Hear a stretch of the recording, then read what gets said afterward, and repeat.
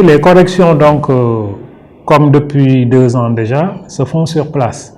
Donc, les correcteurs ont été affectés à des jurys par l'Office du bac.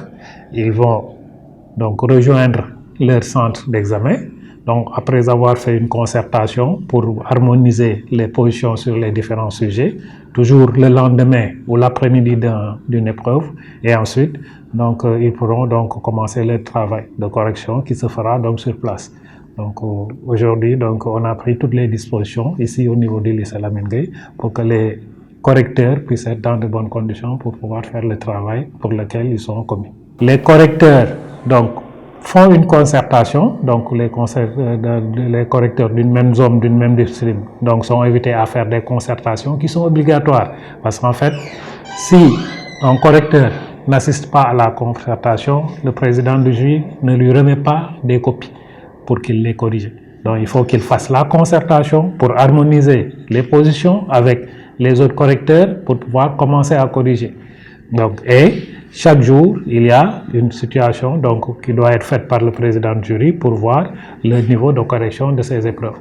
Mais en fait, la correction par lot, donc où on donne des notes vraiment donc fantaisistes à chacun, donc je n'y crois pas du tout. Moi, je suis un enseignant, j'ai participé au bac en tant que correcteur, donc j'ai jamais vu ça. Donc peut-être que aussi ça existe parce qu'il n'y a pas de fumée sans feu. Moi, je suis un enseignant et je suis convaincu que les gens font correctement leur travail parce que il n'y a pas plus malhonnête que de donner une note donc comme ça à un candidat dont donc peut-être l'avenir dépend de cet examen-là. Donc quand on vous convie à un travail, il faut le faire correctement. Et je ne pense pas que les enseignants, donc aucun enseignant puisse aller dans ce sens-là.